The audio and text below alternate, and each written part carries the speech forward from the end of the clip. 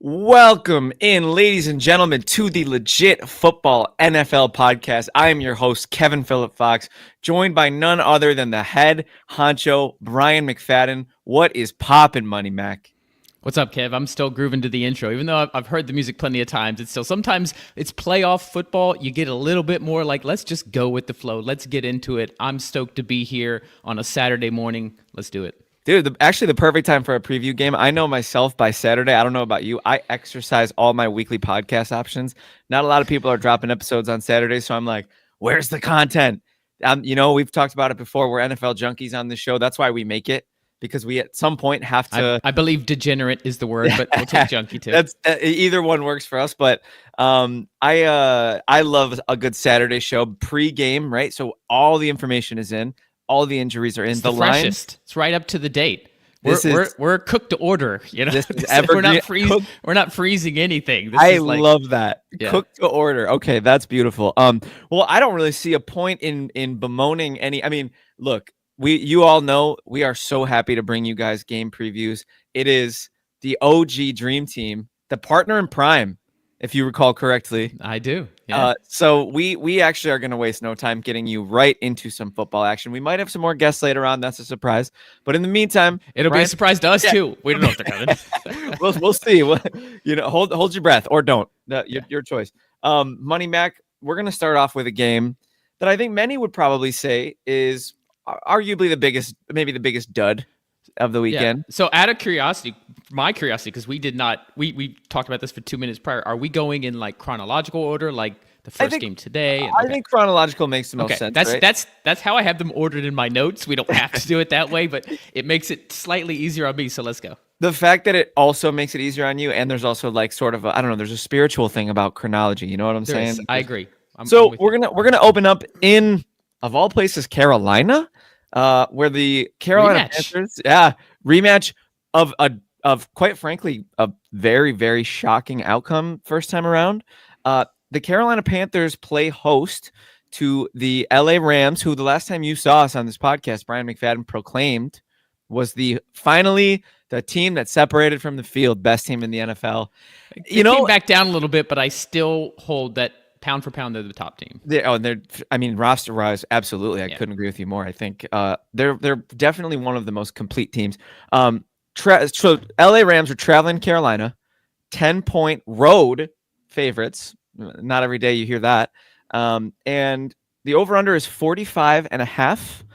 Brian McFadden, I'll take the lead on this one just because I feel like there's really a couple big talking points for this game, but I think probably the biggest one and the one that gives it the most intrigue is I want to say week 13 outcome, where Carolina made Matt Stafford look human. It was in Carolina too. This is an important note. They played at home. They'll be playing in the same stadium. Yep. And somehow after that game, Matt Stafford's MVP odds took a massive dip, and everybody thought, "Oh, this is going to be a drubbing. This is going to be, a Stafford 4-touchdown show off moment." Not at all.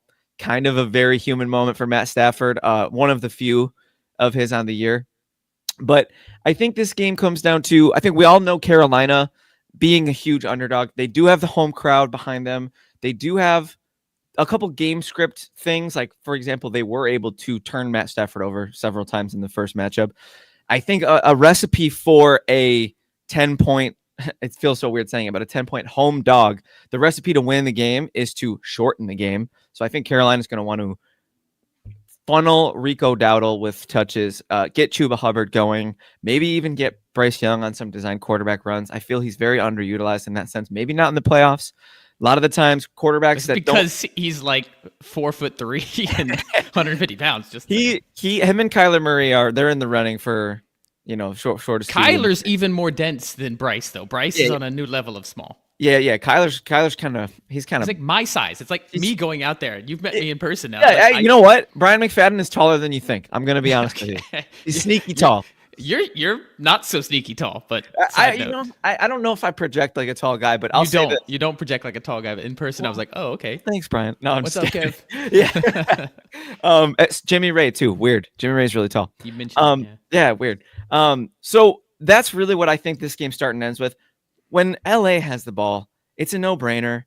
they're going to be funneling targets to Puka Nacua. I think both running backs are going to get going as well. Kyron Williams has been on an absolute tear in all-purpose yards. He's getting absolute ton of space from that offensive line, which, coming into the season, I wasn't overly impressed with that offensive line, but I really think that established itself as a really solid unit. And I like the weapons. Devontae Adams. Or do we know Brian McFadden fully healthy off the injury report? Good to go. Yes, Adams is expected to play today. So, but like expected to play questionable tag, like limited in practice. As far as I know, he's getting full reps. He's going to be, and then they don't really use him 100% like they do Puka anyway. He's very much, because they've been doing so much 13 personnel. When you're in 13 personnel, one running back, 3 tight ends, you can only put one wide receiver on the field. That's generally Puka. So it's not like they need to have Devontae out there for 60 snaps a game. He's clearly going to be in there in the red zone. He's the best red zone wide receiver in the NFL this year. So yeah, I think you can, for what they need him for, I think you're going to see a full strength Devontae. Absolutely. And I'm really excited about that 13 personnel you talked about, because those tight ends, I'm a fantasy guy. Let's take fantasy out of it for a second, because they had absolutely gone. They had absolutely sayonara, right? Sayonara. I'm punting it off the bridge, man. Weird season. Yeah. Brutal. But that being said, those tight ends, 13 personnel, really effective for LA. They really, really do a great job utilizing those. And I think that might have something to do with why Kyron Williams always has some space, or even Blake Corum, because also sneakily, it gives Puka more free releases off the line, because when you're in 11 personnel, you've got 3 wide outs out. It's very easy for you to put a corner on the outside in press coverage. When you're more condensed with 3 tight ends in a heavy formation, generally you can't get as much of a press on the one wide receiver that's out there. So that's an advantage. And Puka's, people don't think about that. They're like, oh, heavy 13 personnel. Yeah, it's great for the run game, which is true, but it actually benefits Puka as well. There's multiple reasons why they do that. Sorry, I'm going to go ahead and throw a stat at you, then I'm going to throw it right back for you to keep going. Stafford has something like 22, 23 touchdowns out of 13 personnel, passing touchdowns. This is not just a running formation, and that's one of the keys. And I think what's great about it, and then I'm gonna give you one last anecdote, and then I'm gonna let you run, because I want the Brian McFadden spiel. We'll call it a spiel today. So we got 3 tight ends who are extremely, let's be completely realistic here. Non-threatening is not the right word. They are, I would say, they're blocking first tight ends. These are all tight ends that would be a tight end 2 or tight end 3 on an average NFL roster. Colby Parkinson, Ferguson. These are not actually. Ferguson is very much a deep receiving threat. They just have utilized him so little volume wise, but his average depth of target is something like 16 yards or something. Yeah, or average yards per catch or something like that. And so I think with Terrence Ferguson, I think with their weapons at tight end, you don't expect them to be receiving threats, but that's what makes, when they, are, I'm going to block, and then they leak out. That's what makes those plays so dangerous. I've never seen anyone scheme up tight ends sprinting up a sideline, running 3 miles an hour more than Sean McVay. That's like a Sean McVay special. So look out for a couple tight end leak plays. Look out for what do you call it, McFadden, when they pretend they're going to block and then they leak out? What do you call that? There's like a term, like a football term, right? It's just block and release. Block and release. Okay. Yeah. Look for a lot of that today, I think, from that 13 personnel, because Carolina's probably been watching that film, and they probably know Puka's the threat on that play. They're probably not thinking about, freaking Colby Parkinson, who the fantasy community just hates, by the way. I'll throw that out there. His few moments, he just pumpkined. But Brian, I'm ready for you, man. I'm ready for you to unleash on me. All right, so as you know, I dive in deep into all these games, especially in the playoffs. But this one, actually, I think of all the ones, might be the most simplistic. Packers-Bears fairly as well. Some of these you're going to hear, I'm going to get very deep on some of the metrics. But here's the thing. The Panthers, obviously I had to revisit that game in Carolina where the Panthers pulled off the upset. There's a couple things to note. First of all, the Rams offense. Oh. Keep talking. Oh, okay. The Rams offense did not have any trouble moving the ball. People think back, Stafford had a horrible game, but it really was the turnovers were the difference. So the Rams offense, I'm going to wait for you to put on your headphones. You got to get this. You have to get this info too. I know I want it. I know I can't rebuttal if I don't hear it. The Rams offense in that game against Carolina, nearly 400 total yards of offense, 7.4 yards per play. The turnovers really were the difference. LA had no trouble moving the ball against that Carolina defense. And looking back at, a lot of people are saying, oh, Stafford had a horrible game. He didn't. It was just the turnovers, which are crucial, and that's the kind of thing that can cost you the game. But that's an important thing to remember, is that the Rams offense absolutely moved the ball at will, nearly 7.5 yards per play. That's huge. That means you're getting a first down every 2 plays. So I don't think you're going to see that him having any issue with that going forward. There is one crucial difference from a personnel standpoint of a player that was not there in that Carolina game that is coming back, and that's safety Quentin Lake for the Rams. The metrics across the board, the defensive metrics for this Rams defense, they were something like top 5 in almost every major metric.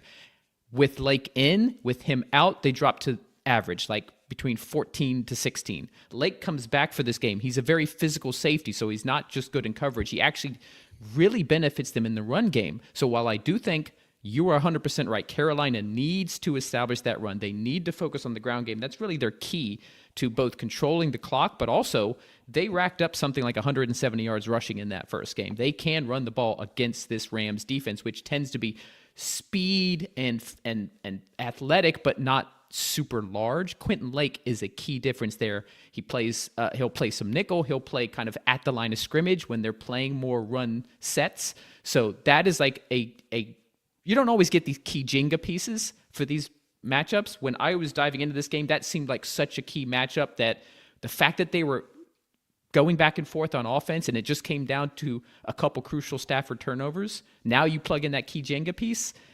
This is probably the easiest game I had to pick. Maybe one of the top 2 easiest. Yeah, I completely agree. And I think it's really fun. That is the kind of stuff you get on legit football. You go to your ESPNs, you hear about your narratives, you hear about your this, that, and the third.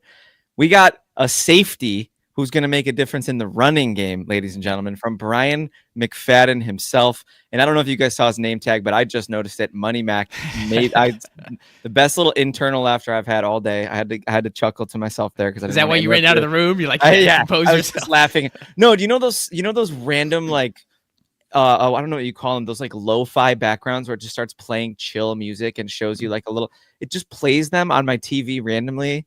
I didn't press play. It just started. The TV sensed some playoff anxiety. And it's right. And it's right. With your team playing a tough matchup, maybe that's what it was. My Apple Watch told that my heart rate was too high. Yeah. But anyways, Brian, that's a great tidbit and something that I probably wouldn't have even like caught myself. So thank you for sharing. Sure. And I do have a few more before you make picks. Just absolutely. I'll say one more thing before we move on. I think one X factor in this game that we haven't talked about yet, I think we'd be remiss if we didn't talk about yet, is whether or not Bryce Young is the guy moving forward. Whether or not Carolina is going to continue this, we'll call it ascendance. They were 8-9 this year, so I don't know how. Did you see the news today that they're expected to pick up his 5th-year option? That came out this morning. Oh, nice. Okay, I'm happy about that. I think that's the right call. Oh, 100% the right call. Yeah, whether or not he's the guy long term, whether or not he gets that big contract, we'll see. We've seen a lot of those contracts doled out that I think a lot of teams probably want back. So we'll see about Bryce Young. He's one of those kind of there's a little Dolphins thing up there. Yeah. Trust me, I know about those contracts. Brian knows about those contracts. But I'll say this. Dave Canales has proven to be, I would say, an excellent hire. I was always in on him in the first place. I actually had predicted them to be a wild card team this year. Really, I couldn't believe the words as they were coming wrong. out of my mouth. They weren't a wild card team. They were a division winner. But it was one of those things where I said it and then I was like, I really hope, like, I hate that this is in podcast form because this is, somebody could go find this and expose me for looking mad dumb in the future. But here I am sitting here, like you said, not even a wild card team. So I'll give them credit for the Dave Canales hire. I think he's the guy to bring better out of Bryce Young. We're already starting to see it, I think. And then on top of that, great young receiving core. I really like what I've seen out of Tedero and McMillan. I'd like to see him put together a string of consistent games next year. I felt like he was kind of streaky at times this year, but I feel like his potential is through the roof. Like I feel like that was maybe not a home run pick, but at least a double pick in the draft for the Panthers. And then I like Jalen Coker quite a bit. I think he's got a lot of potential. Xavier Legette, jury's out, and that he was a first round pick, so you want him to be a little bit better. But I mean, that receiver class is kind of aging like milk.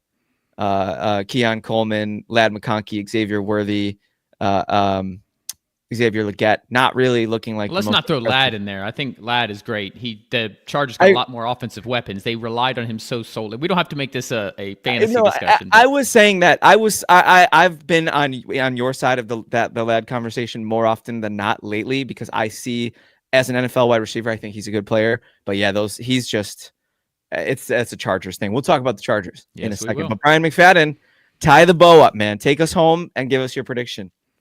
All right, just so we don't make it so one-sided and obvious, even though it is kind of one-sided and obvious. One thing from a matchup standpoint to watch, you actually mentioned the Carolina wide receivers, is one of the reasons Carolina was able to throw the ball so well against the Rams in this first matchup is the difference in size between their wide receivers and the LA Rams corners. So you've got Tet, who is 6'3", 6'4", something like that. Coker's over 6 feet tall. Legette is 6'1". Right. So you've got that, and then you've got on the other side Emmanuel Forbes, who I was such a fan of coming out of college, and I'm in an all 22 league with you, actually, that we draft. Shout out to the all 22 boys if you've never tried that fantasy platform, but you draft a whole 53-man roster. Forbes was my first round pick. I was stoked to get him, and I was shocked that he flamed out so bad in Washington, but he's really had a career resurgence in LA. But he's a very, very small cornerback. And then you have Kobe Durant on the other side, who's not that much larger. So if there is a matchup that benefits Carolina so distinctly, it is the size of their wide receivers versus the size of the DBs. Now, that supposes that you can get away from the Rams pass rush, which is very, very good. With Jared Verse and Young and all, it's just have such a good rotation of pass rushers. So it's not that it's like night and day, but it's just I'm giving Carolina a little bit of hope here. And the last one. Here's an interesting stat. It may or may not matter. It kind of feeds into that point I just made. The Panthers in the second half of the season are actually bottom 5 in red zone attempts. So that means most of their touchdowns are coming beyond 20 yards. And that those explosive plays. So if Carolina wants to take advantage, that it's going to be deep passes on the outside to those smaller corners, jump balls, 50-50 balls to Tet. Yeah, he needs to step up in this game. Big time. Because they just haven't had that many red zone attempts. If you see LA continue to hold the Panthers to field goal attempts instead of those longer touchdowns, that's going to tell you everything you need to know. Because I do think Carolina will be able to move the ball. They did the first time. Even with Quentin Lake in there, they'll be able to move the ball. But can they convert on some of these explosive plays, especially to their bigger physical outside receivers? Absolutely, Brian. And I think it's important we got to, in terms of intellectual honesty, we got to lay out the path for how an upset could happen. I think turnovers, I think ball control football from Carolina, I think that's really going to be the key. If Carolina's going to want any chance, every time, because you guys know from my hat and from watching the show for years, I'm a huge Buffalo Bills fan. Anytime there's a stupid turnover early and the Bills are heavy favorites, I always say that's how big favorites lose games. Yeah. That's how better teams lose to inferior teams. You turn the ball over early and you let them make a statement drive on you. You let them possess the ball for 8 minutes in the first quarter. That's the recipe. And I think Carolina knows that. So I expect aggressive defense from Carolina. I expect blitzes. I expect jumping routes. They'll probably get burned a couple times. Don't be shocked if you see Puka Nacua or Devontae Adams just running free for a long touchdown because somebody bit on a route or somebody, that's the risk they have to take. Absolutely. They have Evero, to. as the defensive coordinator, knows this. You won the first game because you caused those turnovers. You have to put the Rams offense in a position that is more likely to cause those turnovers. That means getting pressure on Stafford. But you're right. It could absolutely end up in Stafford shredding you for huge touchdowns. But look, if you want to win this game as an 8-9 home underdog, 10-point home underdog, 10-point home underdog, you're going to have to dial up some pressure and just hope that you get to him. So one thing that I'm going to say before I make my final prediction, I am a huge fan of Matthew Betts. I'm not sure if you've ever checked out any of his work. On his podcast, he said there was a 90th percentile outcome the first time these two teams played. How likely is there to be two 90th percentile outcomes? So therefore, that kind of stuck with me all week when making my predictions. I'm going to go with kind of a straightforward game. I think maybe Carolina, I don't think they backdoor cover, but I'm looking for a little bit of garbage time production. I'm going to say Carolina. I'm going to say LA wins this game decisively, 30-16. I have got that. That does cover the Rams. Are you saying the Rams get a late touchdown? I actually have exactly 10 points. Rams 27, Panthers 17. Okay, yeah, no, I'm saying no, 30-16 Rams cover. I mean, I was Okay. I was gonna say you said the backdoor Panthers cover. covered. Yeah. Okay. No, I was gonna say backdoor cover with a late garbage time touchdown, but I think that's too generous. I don't think you said it. The key is gonna be Tet's gonna have to win some jump balls. I think Tet's the X factor when Carolina's on offense, and it's weird because I think they're gonna try to run the ball. Anyways, we could bemoan this all day, but we have a lot to get to, Brian McFadden, and we're just beginning. We're 1/6 of the way through our journey. We have the Green Bay Packers, the wild card Green Bay Packers, the 7 seed Green Bay Packers, traveling to Chirac, the Windy City, Chicago, to take on the 1.5 point home dog Chicago Bears with an over-under of 44.5 points. Brian McFadden, please take us on a journey. So this is another one that there's actually not a ton of analysis because we have seen this dance twice before. Yep. These are division rivals who've been playing for 100+ years, and we saw them in 2 very close matchups this year. Now, there are a few X factors that were or were not present in that game. We did see pre and post Micah Parsons injury between these 2 things. So it's not like you can say, well, they had Micah for the first 2 games. Green Bay won the first one 28-21 with Micah. They lost the second one in overtime. And this is not Malik Willis slander, but Jordan Love did not finish that game. 22-16 was the final one over. Yeah, Willis balled out. Willis balled out in that game. He did his thing, but he's a different quarterback than Jordan Love. Totally. So one key addition for the Packers in this one is they are getting offensive lineman Zach Tom back. And just like Lake as a safety for the Rams, the offensive metrics across the board, especially in the run game, are markedly better with Tom in the lineup versus when he was out of the lineup. And we know that Matt LaFleur wants to establish the run. You know, coming from that originally the Shanahan offense, you got a running back like Josh Jacobs. He would be happy with Jordan Love throwing the ball 20 times a game. Now you get back one of your best offensive linemen to improve your run game, and you're going up against, I don't know if you knew this, the Bears have the 32nd ranked run defense according to success rate in the entire NFL over the course of the season. So you're talking about strength on weakness, getting Tom back. And if we're just looking at those first 2 games, this is an interesting thing too. Both games, even the one that they won, Chicago got off to very slow starts. And it was partly because the Packers controlled the ball so well. Over both games, total across both games, the Bears had 6 total drives. They only had 6 drives across 2 first halves in those 2 games, and they managed 2 first downs across those 6 first drives. I think they got a field goal in one of them. So you want to talk about a nugget right there. That is a nugget. 0 points in one of the games, 3 points in one of the other games. Now, don't get me wrong. One of the games they ended up coming back and winning, and that has been a key card of the Bears. And it's actually one of the things that is hard from an analysis standpoint. Right. How do you measure the cardiac Bears? How do you measure the fact that it doesn't matter if they're down, they turn it on at the end? And it's one of the reasons why this game is one of the harder ones to pick. But still, those are the metrics. If you're just looking at the analytics, if the Packers, with getting one of their best offensive linemen back, they want to run the ball, they've had success running the ball, they're going up against the Bears defense, which is one of the worst in the NFL, against defending the run, and the 2 games they've played the Bears, they did exactly what they wanted, controlled the clock, limited the possessions for the Bears, and got out to a lead early in both of those games. It seems pretty straightforward. But the last game, the Bears were able to move the ball. This is the non-Micah Parsons game. 400 yards of total offense. So while they only scored 22 points, and one of those was a touchdown in overtime, so they only had 16 points in regulation, they were moving the ball. One key thing, though, they were only 2 of 11 on third downs. So while they were moving the ball, the reason they didn't score more than 16 points is because they weren't able to convert in those key moments. And the Packers defense, even without Micah Parsons, while they have been a lot softer, especially against the run, we know Ben Johnson and those 2 running backs, Swift and Monongai, they really want to establish the run, just like Green Bay does. They have actually been good. One place they've remained good is on third downs. So tale as old as time, that's going to be a key. We know the Bears will move the ball. We're pretty confident the Packers will move the ball, especially on the ground. Jordan Love played very well against Chicago in both games, even in the second game before he was injured.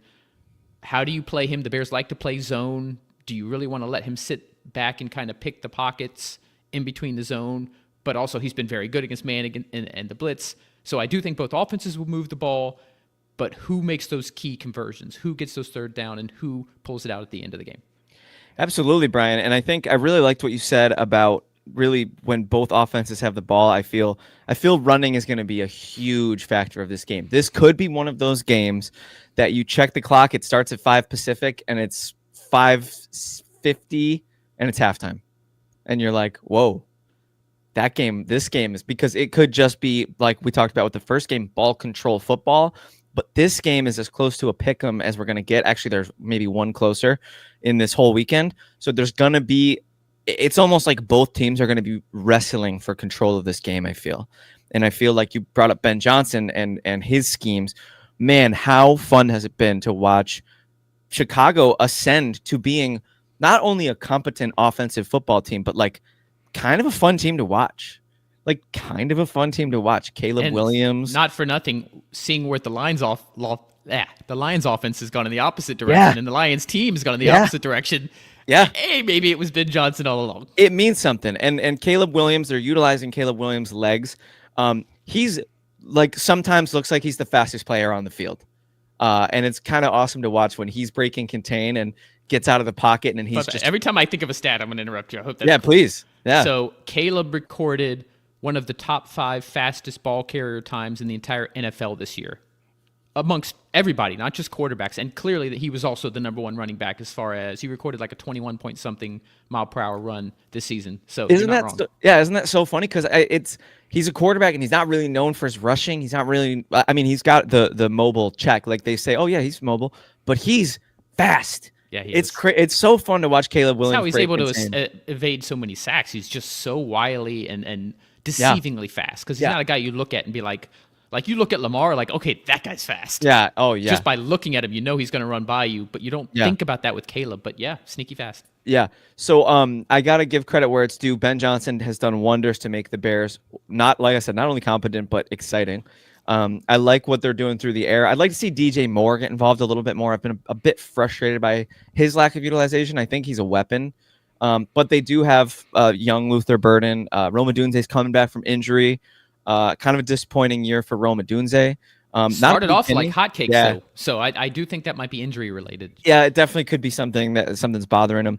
But on the other side of the ball, when Green Bay has the ball, we're going to be looking at a heavy dosage of Josh Jacobs, I think you called that. And I think people are very hung up on the fact that Josh Jacobs missed some time with an injury, got pulled from that game early. Maybe was it the first Chicago game that he got soft benched? I think the second one. It was the second Chicago game. I don't remember which one. Yeah, but if Jacobs, it's the playoffs. Everybody's playing through something. Everybody's going to be on their. Packers sat their starters. Jacobs, Love, they didn't play in their final game. Where the Bears starters did play. So there's that question: hey, momentum and versus rest versus. I don't remember. There's a phrase for that, but the Bears also lost. So it's not. Like I think it's rest versus rhythm. That's the phrase. I love that. Yeah. So but I think Jordan Love. Obviously, I think Green Bay has a little bit more of an established sort of foundation, right? Like this is not their first rodeo with this team. So playoff experience is going to factor in, especially for Caleb Williams. But like Jordan Love, we're looking at, what is this, his 3rd or 4th playoff start? He's won some big playoff games. I remember against the Cowboys. The NFC championship. So there's definitely a lot to watch from that perspective. Now, I'm going to, as you always know, that I think this is the great balance of legit football. I'll say something that I see with my eyes and you'll confirm it with the numbers. So I'll tell you something that I say with my eyes in this game, and I think it's intangible, and maybe you can help me figure out why I feel this way. You talked about Chicago. You can't really quantify their heart. I agree with that. And they're home. And that last game, they were dead to rights, DED to rights. And they got an onside kick, and Caleb Williams hit some of those miracle scramble drill prayers late in that game and in overtime. That game-winning touchdown to DJ Moore was a thing of beauty. Brian, I have a feeling that this game for me comes down to who's got that dog in them, and I think it's Chicago. I'm leaning towards picking Chicago based on the fact that Green Bay at times this year has looked entitled. They've looked like, oh, we are that juggernaut, Super Bowl dream team, yada yada. The Micah Parsons injury definitely dragged them down to reality for sure. I believe the Packers are on a 5-game losing streak right now. It's And something that like that. feels right. Like it feels right based on how it's been watching them play football. So I feel Brian McFadden, like I'm ready to make my pick. I will jump you, and I'll just say that I think Chicago's going to win, and I think it could be one of those classic Chicago Green Bay slugfest. What did we say the over-under was? 45.5. I think that's an under. It's actually, I think maybe in the time since we started recording, it's fallen to 44.5. I think I would take the under there.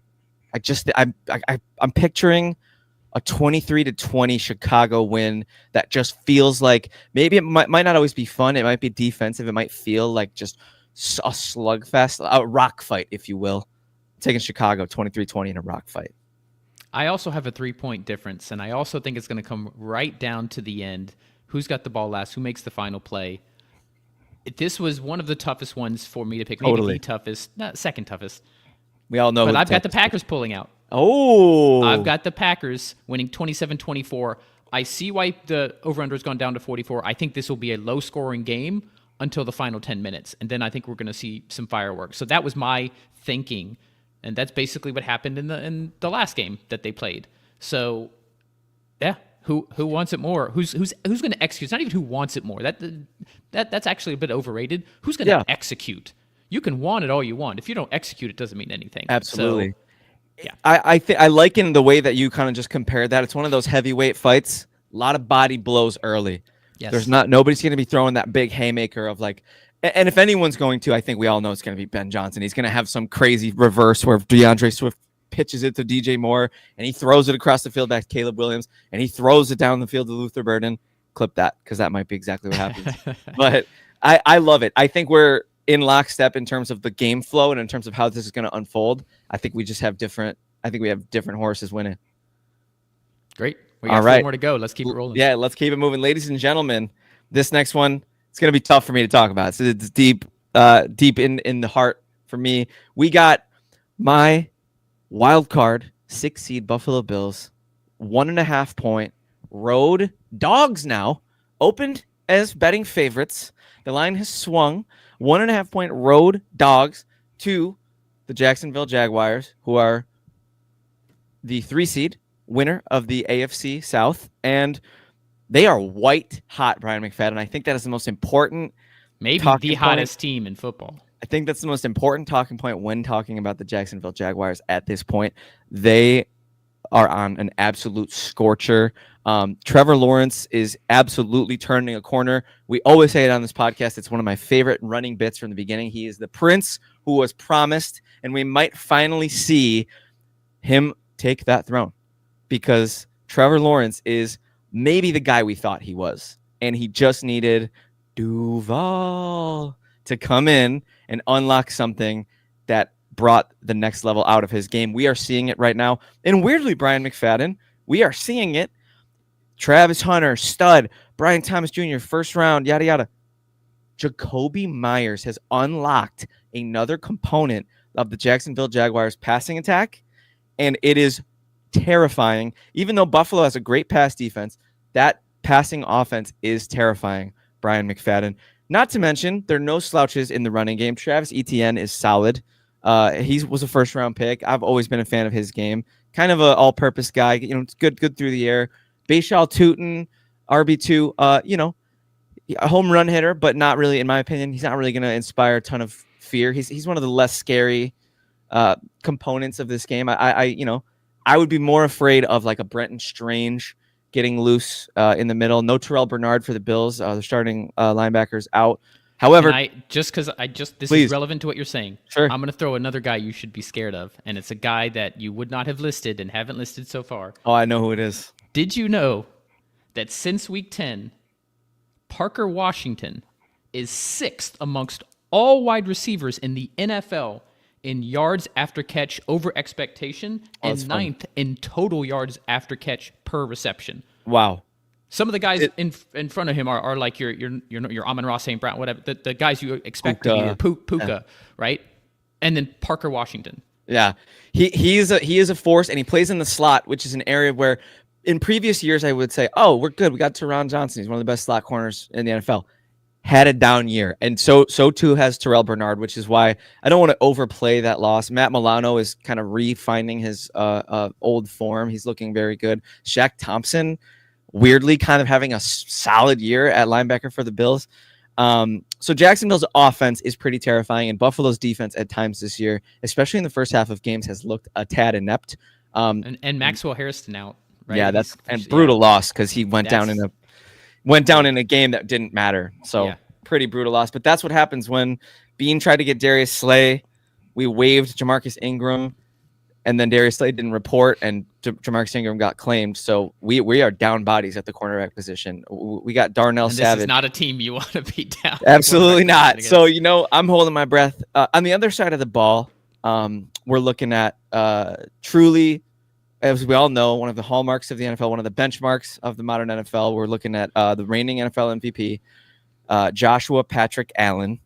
And that's going to be fun to watch him play football. I mean, that's what I always say as a fan, right?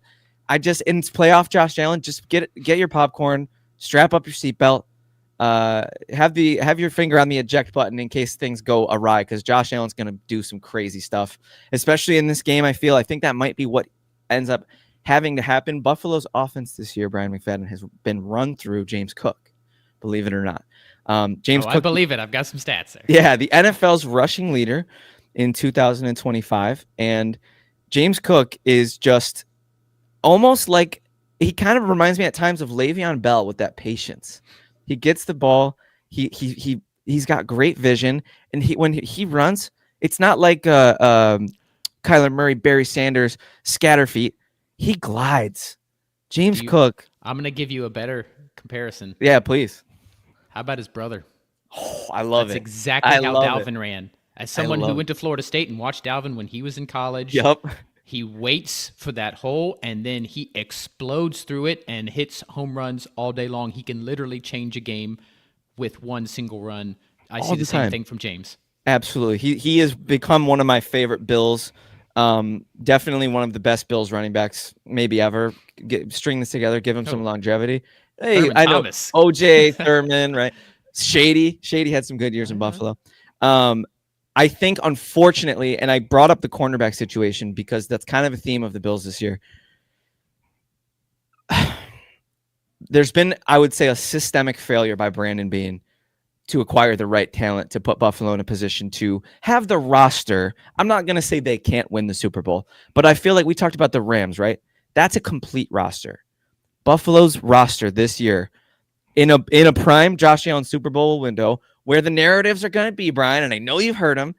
Oh, there's no Patrick Mahomes. I've said them myself. There's no Lamar Jackson. It's fair. It's a fair point to make. I think the football guys, the X's and O guys, the wins are not a quarterback stat guys, they're going to rail against that point because it's not. Josh Allen doesn't play run defense, which has at times for Buffalo. Josh Allen doesn't catch his own passes. But systemically this season, I feel Buffalo has been let down by its roster. At the cornerback position, Maxwell Harrison needing to finish out a game that was meaningless to the standings.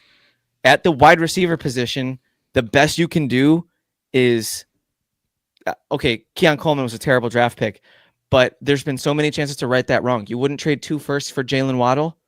Meanwhile, on the other side of the ball, we're seeing what Jacoby Myers, who costs less, we're seeing the difference that he makes for his quarterback, for his offense, for his play caller. I truly believe, I think Joe Brady is not long for the Bills. And I think it's more likely to be because he gets a head coaching job.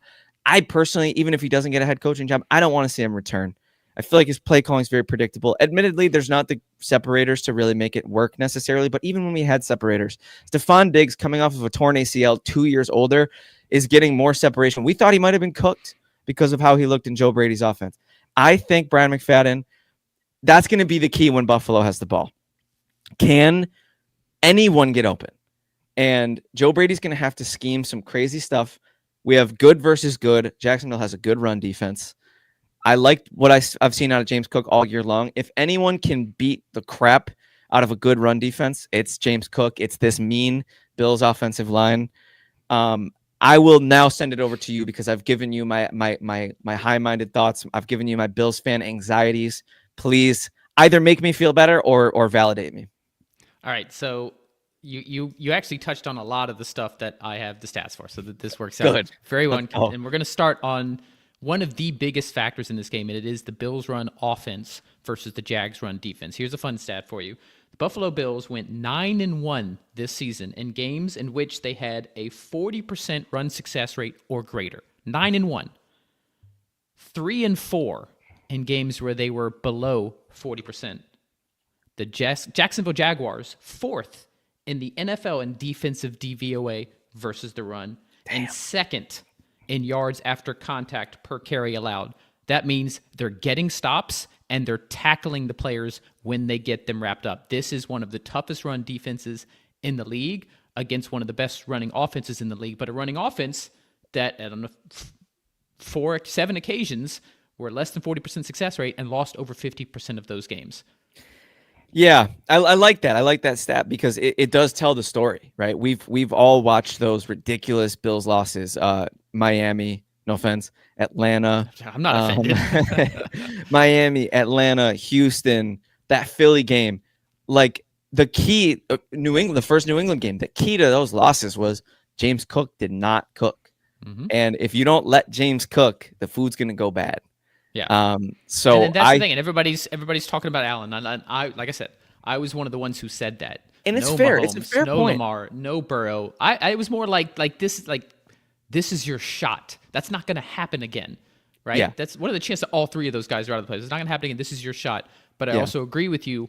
There is just not enough around him on both sides of the ball. So it's either you're gonna have to have a huge Cook game, and you're gonna have to have Josh doing Josh things. The problem with that's hard to rely on from a game script. That's hard to rely on from a game planning. And it's not even a scheme thing on the pass game. I'm going to get back to the run game in a second, but on the pass game, it doesn't matter what you're scheming up. You just don't have separators. As you mentioned, you don't have guys who can get open. And one of the issues with Josh this year, and it's not exactly his fault, is he's been holding the ball a lot longer, trying to wait for these guys to separate. It's resulted in a lot more sacks. His pressure to sack rate went way up. He had one of the best, if not the best, in the NFL last year.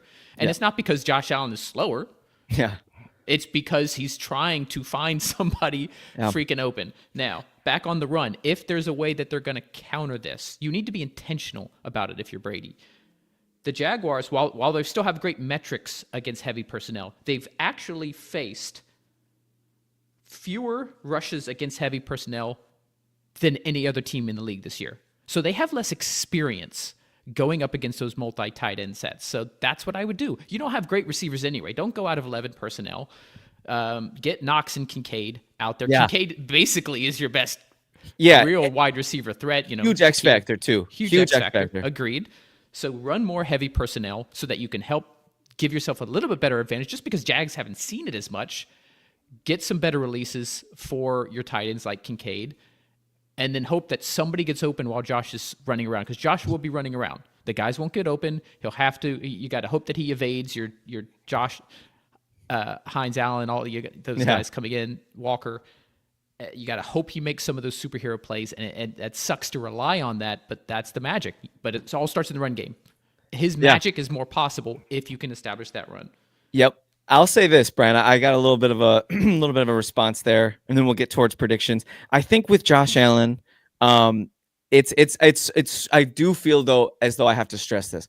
I'm a wins not a quarterback stat guy. I am, but it's fair to make that point because Josh Allen is the best quarterback in these playoffs, probably by a wide margin. Like, he is the best quarterback in these playoffs. I think Drake May has a chance to get in that tier with a good performance this postseason. I think next year we have to look at Drake May as starting the season. We have to look at him as a top 5 guy.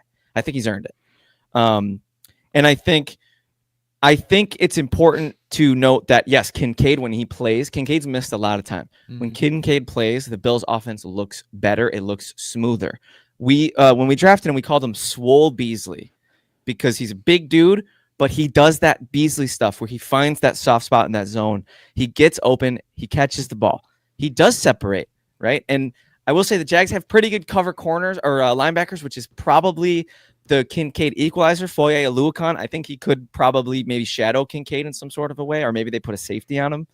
But I I do think he's an X factor. You're right. Knox actually had a sneaky good year. He's been getting open a lot. He did drop a touchdown against Cleveland that would have put the game away, but he's had a pretty good year. I think the intangible factor that you talked about, and you said you made a fair point. It's hard to rely on somebody being Superman unless hey, let's go out and our game plan is magic. But if there is somebody who is He's easy to rely on being, and I wouldn't even say capable, I would say reliably Superman, especially in the playoffs, it's Josh Allen. He puts the cape on. I don't know if you know this, but he's truly one of the best postseason statistical performers at the quarterback position in I know. NFL Like I history. said, until this point, it's been because he keeps going up against Mahomes and that Chiefs three juggernaut. postseason losses to the Chiefs, to the and Chiefs. yep. I'll say this. I am counting on Allen being special in this game. I am counting, despite the injury, I am counting on us utilizing his legs more, because You have another equalizer. If they're selling out to stop Cook, that read option, Josh Allen pulls it in his belly and takes off for 20 yards. He does that once. That's in your brain, and then there might be some more room for Shakir. There might be some more room for Kincaid. That's my take when the Bills have the ball. I think Josh will not can be special. I think he will be special. And I'm gonna throw one more stat at you. And yeah, then please. let's And then we'll pick tie this. it up. I'm because you have a heart out, so I'm trying to help you. Oh yeah, please. It's Yeah. the Bills, man. You'll talk. It's for the next Bills. hour I got it. about this game. I got to rant. So I'm gonna throw one more stat, and then Please. you can tie off your rant, and then Yes, let's sir. make some picks. Yes, sir. Or not a stat, but a matchup, and a matchup probably once again not many people are mentioning. 41-year-old Matt Prater, recent hamstring tightness versus Cam big swinging leg Little. Damn. It could come down to that. could. If it's coming down to field goals, I don't think anybody out there is going to question that the Jags have clear and away the advantage there. Yeah, and I don't know if you've ever seen one of those games, one of those ridiculous games. Hold on, ladies and gentlemen, I have one more thing I want to say. We got Hunter Hunnaball here What's up, joining us on fellas? the podcast. What's What's up, Mr. Hunter? Hey Good to see you, guys, bro. thanks for waiting. Oh yeah, My we bad. know we missed We you. didn't bro. wait. We jumped in. Yeah, But It's good to see you, man. though. Hunter, This is how my you- first time potting with Hunter. Obviously, Oh, yeah, I'm I excited. introduced him, brought him in here. Sorry for the tardiness, guys. I was dreaming about John Harbaugh to the Giants. Hey. That's an acceptable excuse. right here, bro. Hunter, how you been, man? Real quick, say what up to the peeps. About as good as a Giants fan can be, you know. What a season it was, and I predicted them to go to the playoffs, so I was off by a couple of games, but happy to be here and ready to talk playoff football. It's my favorite time of the year because I don't have to stress about my team losing. They've been eliminated for months. Hey, those glory years with Eli, though, you'll always have those, man. You'll always have those. Yes, They the can never take 97 those glory away from you. years. Yeah. Honestly, though, hey, it's all about those rings, bro. So Brian just brought up, we're on Bills Jaguars. Brian just brought up the X factor of Matt Prater versus Cam Little, which is just, I don't know if you've seen those games, Brian, where it's like 10 a.m. on the West Coast, nobody's watching it, but some kicker pulls their hammy and a team's going for two every time, and you're like, what are they doing? Why are they going for two every time? If that Or happens, they in a put playoff some game- safety in, who was it? Justin Reed or whatever. Yeah, we have It's Ray like- Davis as our emergency kicker. Ray Davis, exactly. He's actually Did he a pretty kick in the good kicker. preseason? He They did. had him kick. Yeah, he did. He did. Okay. So, I will say, for whatever it's worth, I mean, I'm holding my breath that doesn't happen. I almost wonder if we've just signed Matthew Wright onto our practice squad. I almost wonder if you elevate him, have two kickers for this game, because what a nightmare would that be for a playoff game to have an injured kicker. Last thing I'll say on the matchup before we make our predictions, Brian. I think this has been a key component to Bills comebacks this year. The Bills have had a huge comeback narrative this year. They're down a lot in the first half. I've seen some games where they generated virtually no offense in the first half, and then boom, halftime hits, and it seems like everything clicks. I don't know if it's adjustments, but the key to those games, the key to those wins, less so than Josh Allen always does, is their Bills' second half defense is unbelievable. Against Philadelphia, Brian, 0 completions in the second half. I don't know if they even got a first down in the second half against Buffalo. The Bills will find a way. In Just- fairness, Kevin Patullo is one of the worst offensive play callers in the NFL this year. But yeah, I do genuinely believe it's still hard to hold somebody to 0 receptions. the Bills phraseology this season has been don't blink.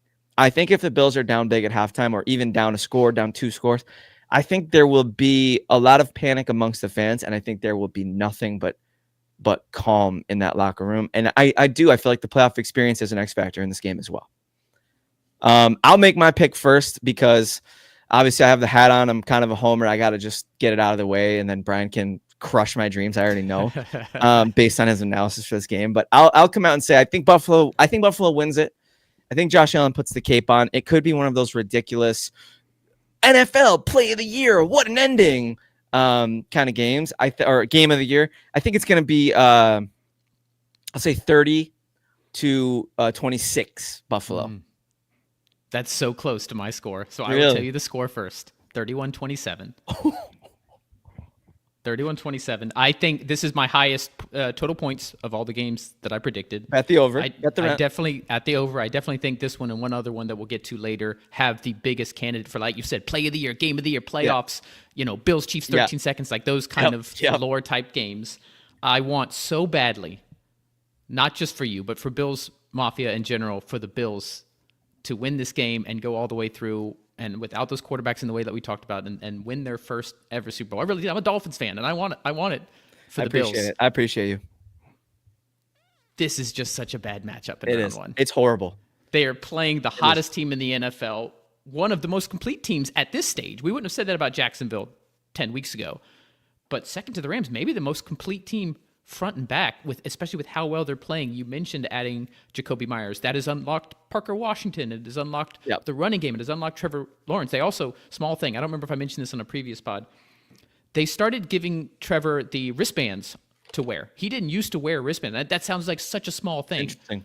But it's like, okay, if you can reliably give him more play calls because he's got the wristbands there, that opens up the playbook, and you've had the whole season for him to learn this Cohen offense. There's just all these little things that have led to the fact that the Broncos, the number one seed, they lost by 2 scores to this Jaguars team. So as much as I want it, I'm picking Jacksonville to win at home 31-27 against the Bills. I do think it's going to be back and forth. I think Allen is going to go out like it's going to be special champ. He's going to be laying on that field and have given it his all. Yep.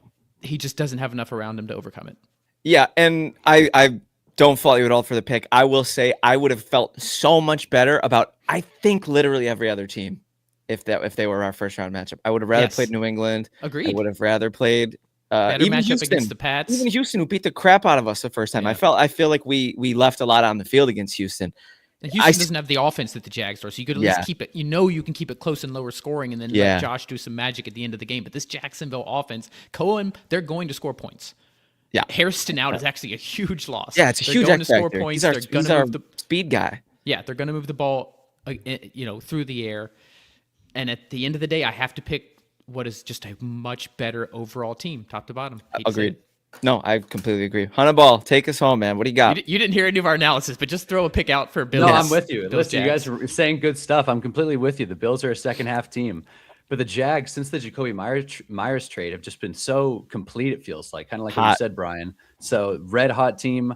To be honest with you, the Jags are my AFC Super Bowl pick. So that tells us who he's picking. I'm rooting for the Bills. They're a fun team. I hope Josh does it. But this is a team that always struggles under pressure, especially in the postseason. And it's kind of a I'll believe it when I see it kind of thing with the Bills. They've obviously won playoff games before, but like Brian said, the Jags are red hot. Bills are playing on the road.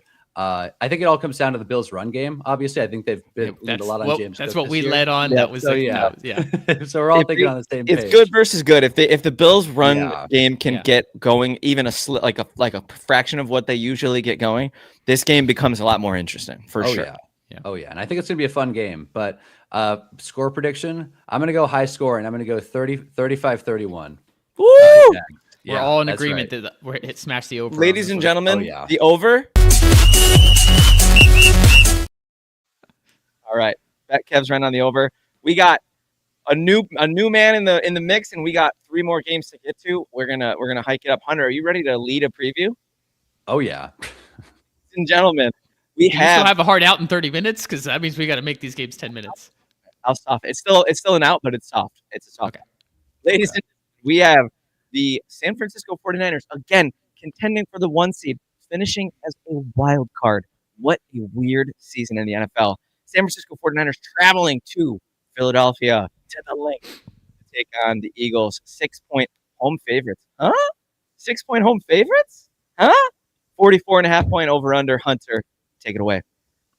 So this is an interesting game because I feel like the Niners and the Eagles, they have almost like a pseudo rivalry at this point. They faced each other in the NFC Championship a couple times. They've been good for a while, and I feel like they share a lot of similarities. I mean, I feel like we all know a Niners fan who's, kind of on the edge of annoying, and then Eagles fans are Eagles fans. Like I saw at least 4 or 5 videos this year of Niners fans getting in fights at Levi Stadium. So usually with other Niner fans. So I think these are two just angry fan bases that obviously the Eagles have had a little more success, but prior to last year, these are two angry fan bases that just like feel a little entitled, And I think when you look at a team like the Niners, who's been really hot lately, and you look at the Eagles, who have not been, it seems kind of on the surface that 6 points isn't really a good spread at all.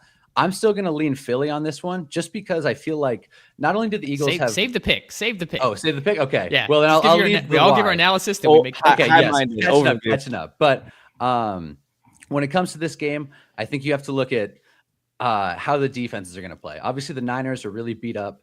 And then you have the Eagles, who always have that vice grip defense, which has been consistently good. Vic Fangio all season long. It's the offense you have to worry about with Philly.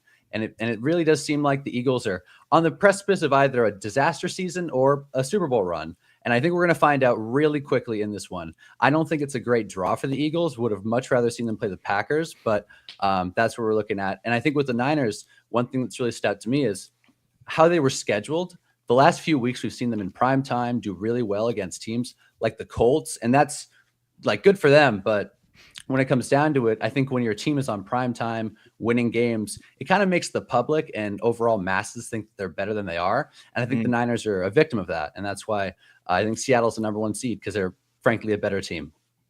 All right. And Money Mac. So Hunter, what we usually do on these is the intro person, they do their spiel, and then Brian McFadden either comes in and says, here's why you're right, or he comes in and just crushes your dreams and just makes you feel so dumb because he's got all the numbers. He's got all the charts. He brings charts to the podcast. My charts. Yeah. All right, Brian, what do you think about that? What do you think about Hunter's take there? And with Hunter in here and the 3-way thing that we got going on, I think I'm going to run through my points without emphasizing anything. I'm just going to run through metrics and stats and interesting points, and then we'll tie it all up when we make our picks. Love it. Key to this is probably more than any other games, injuries are going to be key. Injuries, people not playing, and people returning. Lane Johnson back from this game. I don't have the stats in front of me, but the Eagles are something like a 70% win percentage in game where Johnson plays, and like 15 and 30 something in games where Johnson doesn't play. He's one of the biggest individual X factors where if he's in at right tackle, the Eagles are just so much better. On the other side of the ball, Trent Williams practicing. That's huge. I think all of us could just say Eagles win and move on if Williams is not in this game at left tackle, but it looks like he is going to be in. Ricky Pearsall still not practicing. Going back to the start of the season, though, no Nick Bosa, no Fred Warner, and by the way, all of the starting linebackers for the 49ers are actually out for this game. They had practice squad guys that they had to elevate. So keep that in mind. Eagles have a bottom 10 run defense for the whole year, but it has gotten better towards the second half of the season. That's something to keep in mind. Niners themselves, more of a grinding run team as opposed to explosive runs. We got McCaffrey is 29, going to be 30. They give him the ball a crap ton, but he's had maybe, 3 runs of 20 yards or more. So they're just going to grind it out. So even though the Eagles don't have the best run defense, you don't have a James Cook who you can rely on to get like a 50, 60-yard touchdown. You mentioned, Hunter, that 49ers Eagles are kind of rivals. They played a lot in the postseason. But the big matchup here of Shanahan versus Fangio hasn't happened since 2018. Vic Fangio's defense was essentially created as a way to counter the McVay, the Shanahan offenses that relied so much on deep, going after the single high. That's very much an umbrella shell. Keep everything in front of you. You have to dink and dunk. Not a lot of exotic blitzes. Fangio is like, let's keep them from getting those big explosive plays and make them make a mistake. So it's great to see that matchup. Fun fact, Shanahan has tried to hire Fangio as his defensive coordinator multiple times unsuccessfully. That's how much he respects him. But once again, this is actually their first matchup in 7 years. Both Eagles starting cornerbacks, let's go to the other side of the ball now. First team All-Pro. The All-Pros came out today. Both Quinyon Mitchell and Cooper DeJean, first team All-Pros. So even though the run defense isn't great, this is one of the best pass defenses in the NFL. Brock needs to get on the move. right? You don't have scheme is so reliant for Shanahan, especially with Pearsall out, who, with no Ayuk, Pearsall is their best separator, but if he's not going to play, yeah, you might have a Kendrick Bourne game. You've got Jawan Jennings. Obviously, Kittle is their big X factor there, but they don't have a lot of. So you're going to need Brock to get on the move, especially because the Eagles do have a good pass rush. Can he make plays off scripture? Think about that Bears game, right? He was just brilliant outside of the pocket, making guys miss, throwing touchdowns, dancing, carving like that. We need that kind of Brock game. On the other side of the ball, Kevin Patullo, I mentioned him earlier, one of the worst play callers in the league. How do you have so much talent on the offense? You got Saquon, you got Jalen Hurts, you got A.J. Brown, you got Devontae Smith, Dallas Goedert, a great offensive line, especially with Lane Johnson. And this Eagles offense, even against a Bills defense is good in the second half, how do you not have any completions? They have gone quarters at a time where this offense just looks like they have no idea what they're doing. Versus while he may not have anywhere near the personnel with all the injuries, Robert Saleh, say what you want about his head coach, but he is one of the better defensive minds and getting the most out of these guys who, like I said, some of them used to be on the practice squad. That being said, talent is talent. The Niners have one of the worst run defenses in the NFL. Saquon hasn't been the same as he was a year ago, but we know the Eagles want to start with the running game. Maybe we get some more designed runs out of Jalen Hurts to add a little spice to that as well. No pass rush for the Niners. They're actually one of the worst teams in the NFL at getting pressure on the quarterback. Saleh may have to dial up some blitzes. That'll leave some opportunities for one-on-ones against these very good Eagles wide receivers. And at the end of the day, the last point is that the Eagles' talent is way better on offense than the Niners' D, so it is going to come down to coaching. Can Patullo coach so poorly and call plays that are so easy to predict that Saleh, who is a superior coach on the defensive side of the ball, can make up for his lack of talent? Those are my points, boys. I love it, Brian. And I think I'm going to jump in here because I actually have a pretty strong lean on this game. And it's kind of funny because while we were talking, that's one of the things I love about doing these podcasts is if I'm like not sure, if I'm like, I got to kind of like feel out the game or whatever. If I'm not sure, or like if I'm going to bet the game, I usually wait for these podcasts because I'm like, I'm going to get some nuggets. Brian McFadden's going to tell me where my money's going to go. So while we were talking, believe it or not, actually, I hear your points. You made some good points about the advantages that I think Philly inherently has in this game. I think from a personnel perspective, I think from an X's and O's perspective, there's a lot of advantages for Philly in this game. But they're laying 6 points. San Francisco's got their 6-point dogs. It doesn't feel like, even with the differences in personnel and availability and whatnot, this doesn't feel like a 6-point gap, in my opinion. I know Philly's home. That's a huge variable. They have a nice home field advantage, but that's the same home crowd that's booed this team off the field how many times this year?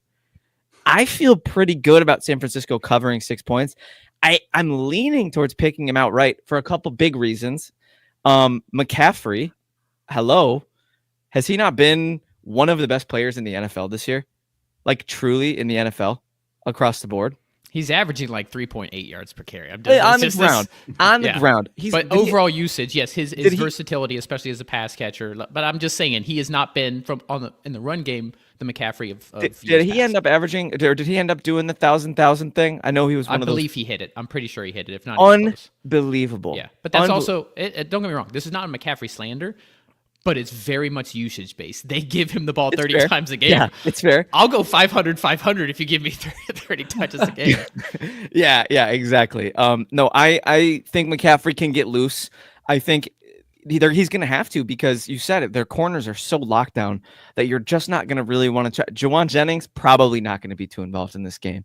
Pearsall probably not going to be too involved in this game. Pearsall's probably not going to play. Out. Oh, that's what I mean. He's not ruled out, but he's still not practicing. Oh. Whereas Trent Williams, who was out earlier in the week, is already back at practice. The fact that Williams is back and Pearsall's now, and today is Saturday, this was yesterday's practice report, leads me to believe it's a long shot. So you're going to need Kendrick Bourne and Pearsall and DeMarcus Robinson are going to be your not Pearsall, Jawan Jennings and DeMarcus Robinson are your wide receivers, and then Kittle.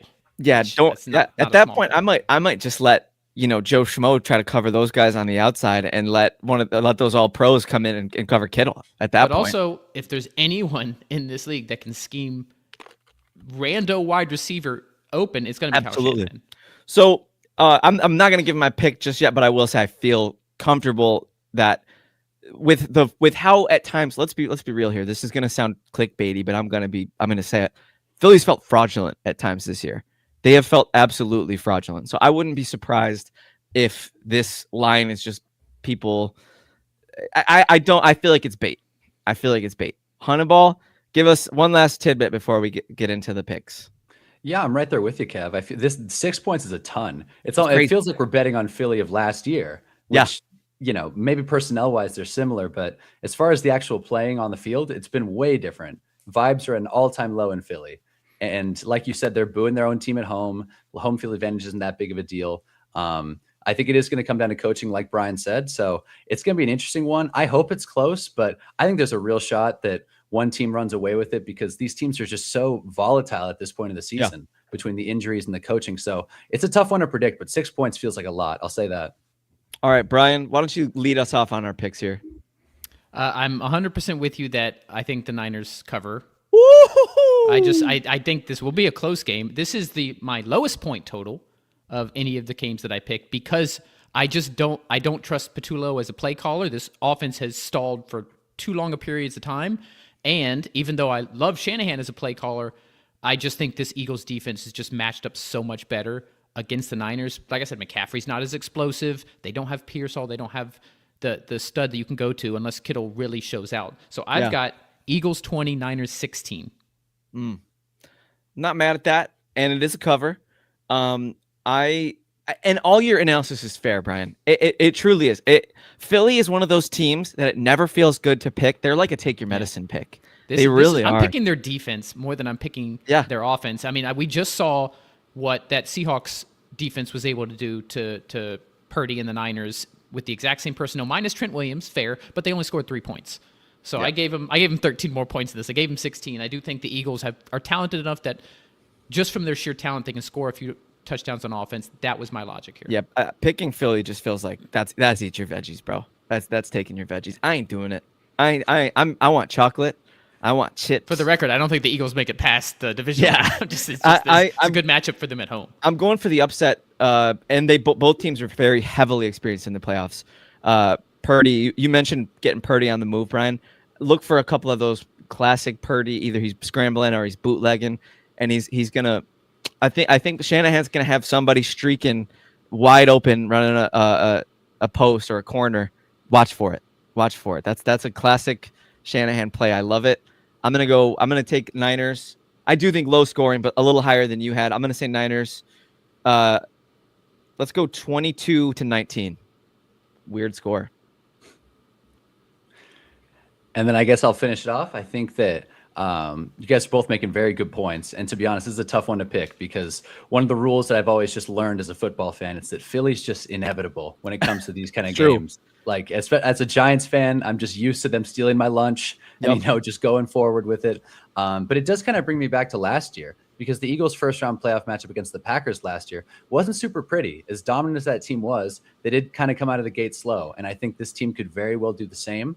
It's very tough to not pick Philly just because what we've seen, but I'm going to go 17-14 Niners. There we go. Look at that. Brian, you're the lone man on the totem pole. One of us is going to look silly in the post. I'd rather the Niners win. FYI. Yeah. I don't like this Eagles team at all. So, Brian, if you don't mind, I'm going to, given that the New England Patriots were my offseason darling team, I'm going to Uno reverse you. I'm going to leave you to lead the last game. Does that work for you? Of course. Okay, perfect. I don't care.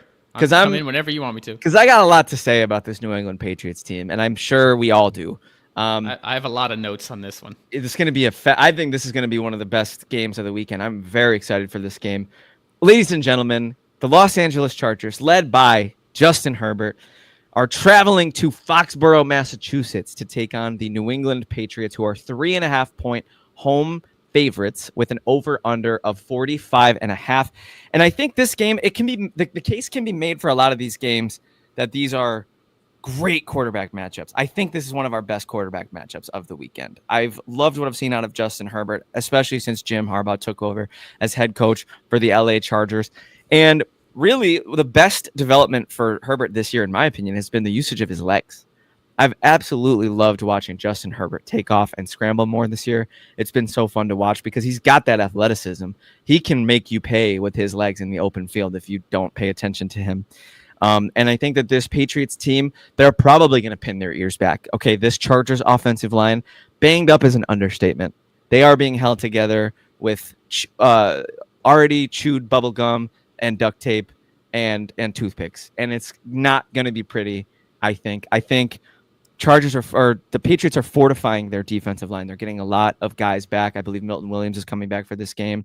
As far as I know, Barmore is not suspended despite the accusations. So I think the Patriots defensive line is going to pin their ears back, and I think it's going to be possibly a long day at the office for Justin Herbert, unless, right, because we all know that. So you would probably imagine that the Chargers coaches probably know that.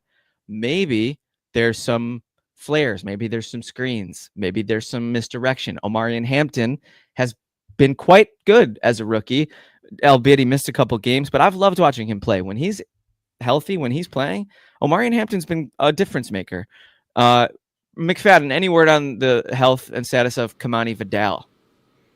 As far as I know, he's available for Hampton has said he's going to play. Hampton is also Hampton injured, Vidal. tag. Obviously, they lost Najee for the season, but Hampton and Vidal, they've formed quite the 1-2 punch in recent weeks for the Chargers, so that's pretty big. We already talked a little bit. Brian and I teased this earlier, but the Chargers' passing attack has been kind of faceless. We've had some Quentin Johnston. We've had some Ladd McConkey. We've had some Aronde Gadsden, Trey Harris, Lambert Smith. Who's going to be the guy who Keenan steps Allen. up? Oh, yeah. Well, I'm right. I'm like forgetting one of the obvious ones. Shout out Lambert Smith. Yeah, I love Lambert Smith, bro. Come on. But they've been, despite the fact that they're faceless, they've been pretty consistent. They're moving the ball through the air, and Herbert, in my opinion, has looked the best he's looked. I've never thought he belonged in top 5 talks, but since Harbaugh took over, I feel better about Justin Herbert being at the helm of the team. Now, when you flip it over and the Patriots have the ball, man, is Drake May not just such a punch in the gut to all Patriot haters? Is he not did just it again? Those sons of very frustrating to have to watch a doofy white dude just absolutely carve up defenses again in New England, just like they used to. I'm impressed. I'm impressed with Drake May, and I liked him. We all liked him coming out, and he's been. I don't even think solid is fair. I think he's been incredible. I think he's a strong MVP candidate. It's definitely going to be a coin flip between him and Second Stafford team All-Pro. Stafford was first team. May was second team. Just FYI. Makes sense. He's earned it. And I hope my girlfriend Roxanne's not listening, because she gets really mad at me when I heap praise on the Patriots. She hates the Patriots more than I do. She wasn't even around for the bad years, but she hates the Patriots. So that's funny, because if you weren't around for that, you don't know how much it hurts as an AFC East fan. Just how for 2 decades, 20 years. The Bills didn't beat the Patriots. I didn't see the Bills beat the Patriots until I was like 19. For whatever reason, the Dolphins beat them once a year. They had in Miami. What Miami, reason? they always had Brady's number, but it's not like we were winning division titles. What was the dude's name? Freaking was it? I'm trying to think of who their quarterback. Fiedler. Freaking Fiedler would be out there carving up the Pats. I can't explain it. Remember him? Was it Jay Fiedler? Of course. Jay Terrible. Fiedler. Yeah. And that was one of the first. That was one of the early Marino replacements. Yeah. Yep. But Drake May looks great. Travion Henderson's a stud. They're also kind of faceless at receiver, but Stephon Diggs, I would say, is probably the best one. He's also playing despite accusations. I think losing Mac Hollins is a bigger deal than they're going to let on. He's been quite a stud for them. 2 tight end sets, Austin Hooper and Hunter Henry. Ramondre Stevenson actually weirdly having an amazing season. Despite the early season fumbles, he's really rounded form into quite the weapon for them. And the name I haven't said yet, which is probably the biggest X factor in this game for the Patriots, is Mike Vrabel. What a damn good coach. Is there anyone who has a better grip on managing a game than Mike Vrabel in the NFL? Maybe Andy Reid? Honestly, I'm so impressed by the way Mike Vrabel calls a game and the way he uses his timeouts and the way he uses strategy. He's such a good coach. He's so fundamentally sound. Damn you, Tennessee, for letting him get back home to New England and get Josh McDaniels, who's also having a hell of a season.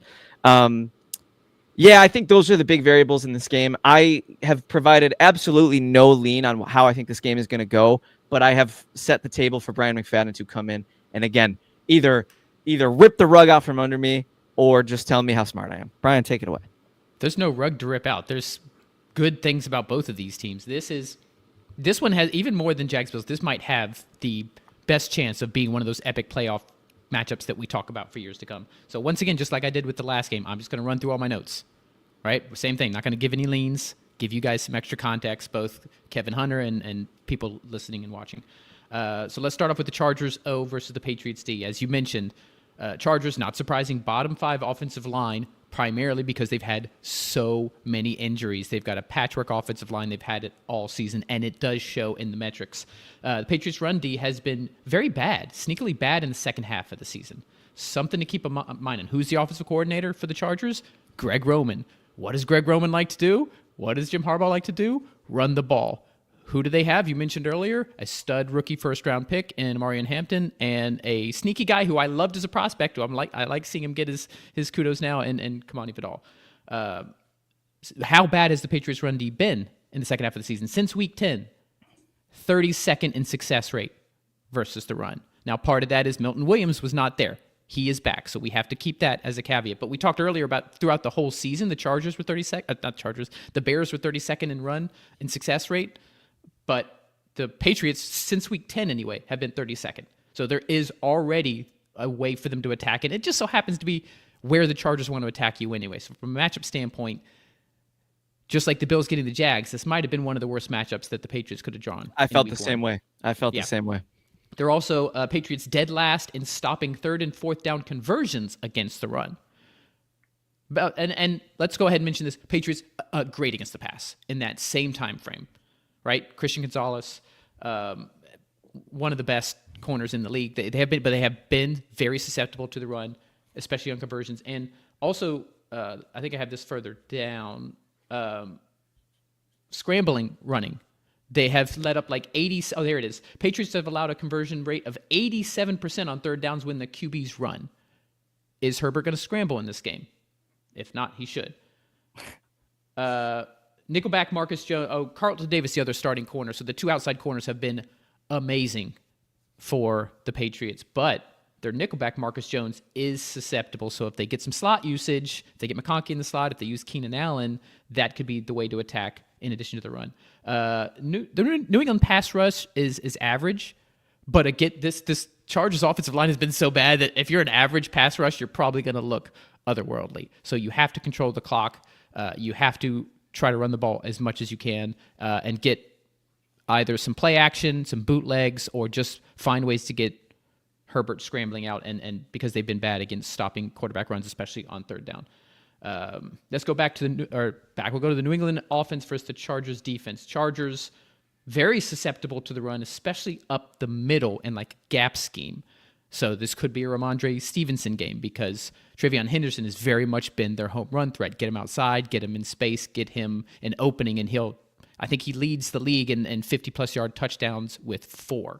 But they are susceptible right up the middle. So you could see, as you mentioned, Kev, Stevenson being a big factor.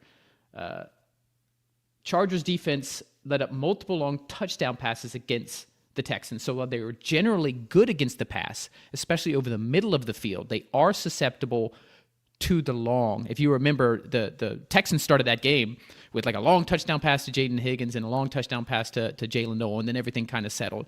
So while they're susceptible to the run, they're also really susceptible to those long shots. What does Drake May like to do? He loves to throw the deep ball. So something to keep in mind as well. Jesse Minter, unlikely to blitz May. Minter is one of the top head coaching candidates, not named Harbaugh and Stefanski. I wouldn't be surprised to see him get a head coaching gig. Very, very smart defensive schemer. He's going to know if we're sending extra guys at May, he's going to find those holes. So expect him to play a lot of back and make the Patriots keep the ball in front of them. And here's the last note, and it actually is important. The Patriots had a historically easy schedule this year. So we can say all we want about the talent level of May. I agree. And the head coaching prowess of Vrabel. I agree. But they are not battle-tested. The last tough matchup they had was against the Bills, and they lost that game. And they had a lead, and they blew it. So those are my points. I'll throw it back to you guys. Hunter, give us your high-minded analysis, and we'll get into picks. All right. Well, it's a tough act to follow, but I'll do what I can. I got a few stats in front of me that I thought were super interesting because I'm looking at both these teams and they're a lot more similar than I initially had thought. You know, they're both very reliant on the defense, and I completely agree with Brian about the Patriots' strength of schedule. As a Giants fan, I spent a lot of time on Tankathon, and you look at the Patriots' strength of schedule, they're the only team below 400 with the strength of schedule. That's crazy. I can't even believe that. So they're an interesting team. And another stat that jumps out to me is most sacked quarterbacks this year, because Justin Herbert, obviously the Chargers offensive line, not great. Justin Herbert has been sacked the third most at 54 times. Who do you think number 4 is? It's Drake May. Drake May has been sacked 47 times this year. I didn't know that, but when you think about it, it makes a little bit of sense because they're always trying to stretch the field vertically. Drake May is a younger quarterback. He's going to hold the ball a little bit longer. And I think what it really comes down to, and what it comes down to in most playoff games, is who wins in the trenches. So I agree that Jesse Minter is probably not going to send a lot of blitzes. And I think you can get in Drake May's face, especially without the playoff pedigree, especially without being battle tested, like Brian said. So it's going to be an interesting game. And I feel like it really could go any way. I think we could see a Patriots dominant win. We could see a close, low scoring game. Really tough to decide. But another storyline that I think is not being talked about too much is Justin Herbert turns the ball over a lot. Like he's thrown a lot of picks this year. He's 4th, I want to say, in interceptions. Yep, got it right here. He has a few less than Tua. So that's not good. He's 4th with 13 interceptions. So when you put it all together, it just kind of, I think it really just boils down to who protects who. So I think that's my biggest story going into this one, because the Patriots are a really tough team to pick. They obviously aren't as playoff pedigree. They don't really have that experience, but the Chargers haven't had much success in this area either. So not to stretch this game too long, but I'm curious, who do you guys think has more pressure on them? Justin Herbert, who has all these narratives going against him, or this Patriots team that's felt like they've had such a wonderful season? To get bounced in the wild card would kind of feel like a waste. I know they're a newer team, but yeah, I think it's Patriots personally. Wow. I don't think the Patriots have much pressure on them at all. This is a team that won, 3 games last year, and now they're the number 2 seed playing a home game. They've got a second-year quarterback who's already an MVP candidate. If they lose, it's going to still look like a great season. They have already won. They got a sheen on them, though. That sheen, a first-round exit against the 7 seed, I think that sheen. But I don't think these guys, their youth and naivete actually works in their favor. I don't think they know enough to realize they have a sheen. And Vrabel's not going to let them think he's not going to let them drink that Kool-Aid. But playoff football is different, man. I think they're going to get punched in the mouth. Oh, I do too. I'm not saying they aren't. I'm just saying it's not going to be because they've got a aura to them where they're fair, drinking their own whatever analogy you want to use. Yeah. So I'll jump in here. Hunter, great question and great analysis. Interesting tidbits there on Herbert. I wasn't aware of his sack and turnover issue. That's could be a huge variable because Vrabel's one note that I didn't write down, but I wanted to mention. A lot of those the poorer play by Herbert was after he came back with his hand injury. Remember, he had a broken hand, he had surgery, and he kept playing. One of the downsides of that was he couldn't take snaps under center. So they were running almost primarily from shotgun. That really limits on the play calling. He, with the extra week off, they rested their starters in week 18. He is already in practice taking snaps again under center. I'm not saying that'll be super effective, but that really opens the playbook up. Herbert's more comfortable, opens up the play action, so much more they can do where they're not just limited to having him in shotgun. That's true. That'll be fun to watch. He's been getting a lot of rest, so that's a huge variable. I'll say this before I make my pick. I think if Buffalo and New England switched, I would have them both advancing. With the things the way they are, I think both teams had it worse. I really do. I think New England is better matched up against Jacksonville. I think Buffalo's better matched up against LA. Doesn't matter. You play who's across from you. And I think, as I said, I think the Patriots are going to get punched in the mouth. I don't know that it's going to be a blowout or a dog walking or anything of the sorts, but I think that it's going to be a little bit tougher than they think it is. And I think the cupcake schedule, bro, they're so unbattle tested. It's not even funny. Like I've never seen it. And I think it might cost May the MVP, unfortunately. And I know you can only play who's across from you, but Stafford's got that narrative. He's, almost 40. Like they want to send him off. He's got a Hall of Fame resume. Give him that MVP. It just is the ticket. I think those narratives matter. The MVP votes get put in before the end of the regular season. Yeah, but I'm saying saying whatever happens in this playoff game doesn't matter. But I'm saying, do you think Mays will win the MVP or no? I don't think so. It's so hard. It is. It's so hard because Stafford finished the Rams finished the season so poorly. That's the they did. It's all everybody's about recency. They should look at the whole course of the season. I think Stafford should get it, but it's actually hard to predict because it's so close. May finished the season strong and Stafford didn't. True. So I'll just make my prediction based off that. And Hunter, then you can tell us with your pick who you think should win MVP. But Oh, yeah. I'm going to take the Chargers in this one. I think they're going to run the ball. Brian, you pointing out that the Patriots are susceptible to the run and to the quarterback scramble is huge in this decision. I think LA has the chops to move the ball, and I think it's going to be a slobber knocker. I really do. I'm going to take LA in this one, 27-23. All right, that's bold. Wow. Again, tough game to pick, but like I said with the Eagles kind of feel inevitable in the postseason. It's really tough to wash that Chargers taste out of your mouth. They always struggle in January, especially with the cold weather. It's going to be, I think, like 30-something degrees, which for an LA team, that's cold. That's tough to navigate. I think it's going to come down to who runs the ball better. And if you ask me which backfield I trust more and which offensive line I trust more, it's going to be the Patriots easily. You get TreVeyon Henderson with the big runs, Ramondre, grit and grind, downhill back. So I'm going Pats pretty confidently too, just because the Chargers are going to Charger, and I'm always going to think it until they prove me wrong. It's fair. So I'm going to go 30-24 New England. I actually mentioned earlier that the Bills-Jags was my highest point total.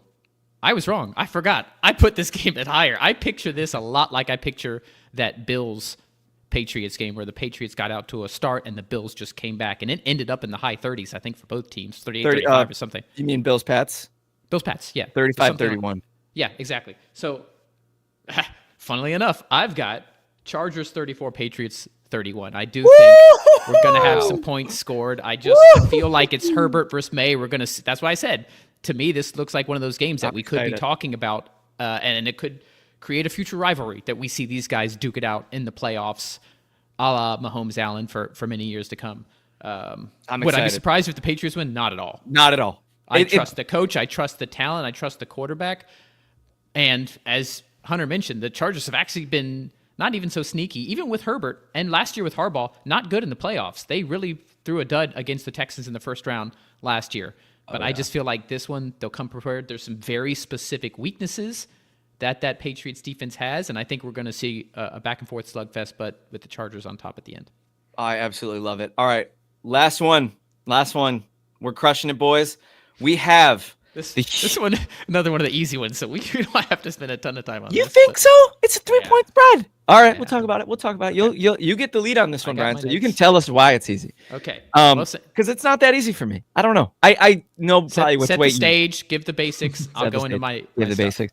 Ladies and gentlemen, we have the Houston Texans traveling to Pittsburgh to take on the Yinzers, the Pittsburgh Steelers. 3-point home dogs in Aaron Rodgers' farewell tour. Brian, take it away. He's already said he's kind of thinking of coming again, so it's not a slam dunk as you think. It's Aaron Rodgers. You got to put a question mark on it. Everything. Got to put a question on it. So if you're just following the games, if you're a casual NFL fan or a more than casual fan, but you don't have the charts, as Kev likes to say, like I do. If you're not diving in, then I can see why you could think this might be a closer game.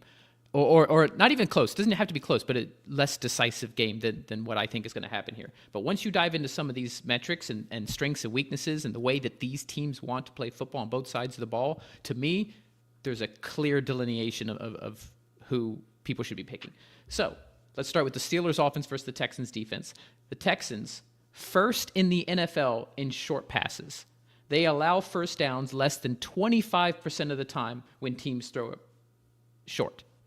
All right, we're talking about All-Pros. Derek Stingley, one of the other first-team All-Pros. So you've got DeJean, you've got Mitchell, and Derek Stingley is the other cornerback who was a first-team All-Pro. 2.4 attempts per game of 10-plus yards by Aaron Rodgers. He's only throwing it over 10 yards on average 2.4 times a game. This is a guy who at this stage in his career does not want to get hit. He wants to get these... one of, if not the quickest release in the NFL this year. And they're going up against a defense that is literally the best in the entire league against those short defenses. They're also, let's say they decide to mix it up. They want to hold the ball a little bit longer, hit some of those deep shots, which, by the way, is the one place where the Texans D is susceptible. They're like top 5 in almost every metric, this Houston Texans defense, except 22nd in EPA per play against runs between the tackles, and they can be had on deep balls. They are willing to give up the occasional deep balls. DK Metcalf is back for this game. However, they do have a counter for that. So let's say they want to hit the deep ball. They want to get Metcalf going deep. They've got the best pass rush duo tandem in the NFL. Also 2 All-Pros. Danielle Hunter, second-team All-Pro. Will Anderson, first-team All-Pro. So you've got an All-Pro at corner. You've got 2 All-Pros at pass rush. You've got DeMeco Ryans scheming the best defense in the NFL by far, and their strengths line up exactly with what Pittsburgh wants to do. The chance that Pittsburgh is going to have in this game on the offensive side of the ball is if they just, like we've said a lot of these games, control the clock. They are susceptible, runs up the middle. Give it to Jaylen Warren, throw in some Kenneth Gainwell to mix it up, and just commit to ground and pound and game control. Is Rodgers going to be okay with that? We have to ask these questions because a lot of times Arthur Smith sends in the play and then Rodgers he changes it and does whatever he wants. So it's not just about what the offensive play callers want to do. Let's jump to the other side of the ball. Houston offense versus Steelers defense. Texans offense started the year very sluggish. We know that. Stroud even missed a few games. Davis Mills came in. Everything kind of took back over, but statistically been much better in the second half of the season, especially throwing the ball over the middle of the field. First in the NFL. The Texans offense, first in the entire league since week 8 by a comfortable margin in EPA per play on throws over the intermediate middle of the field. Steelers, by the way, 27th as a defense in EPA per play against passes in those exact same parts of the field. So you see what I'm saying, guys? Every time we see a metric that works for one team, it seems to be the complete weakness of that other team. Since week 18, Houston is first in the NFL versus single high safety. Most of the games this year, Steelers have played single high safety, a lot of cover 3. They're not completely immune to doing the others. In fact, they have a couple games. The Lions one comes to mind where they played 2 high safety and completely threw off the Lions offense, who clearly wasn't expecting that. So they are capable of playing more split coverage, and I think they're going to need to for this game. And Steelers, the number 1 pass defense in the league versus play action, so that's a strength. Or the number 1, and number 2 defense against play action. Take a guess who it is. Houston Texans. So the only team they've been better at is the Houston Texans. And the Texans don't have a great run game, so it's not like you're really going to have to rely on play action anyway. But to sum it all up, there are some very clear strengths for this Texans offense and this Texans defense. And on the other side, very clear weaknesses for the Steelers offense and Steelers defense against these same units. Okay, I've heard enough, guys.